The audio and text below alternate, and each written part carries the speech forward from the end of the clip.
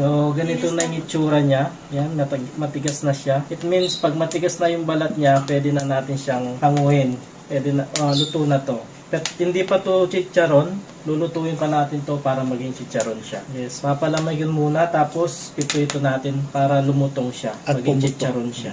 Yan, ganyan dapat yung color niya at saka yung texture niya kapag luto na siya. Matigas tong balat. Patient lang talaga yung pagluto ng chicharon. Hindi siya pwedeng iiwan lang. Kailangan steady talaga ang paghalo. Kaya kung tamad kang maggawa, bili ka na lang ng chicharon dito sa grocery.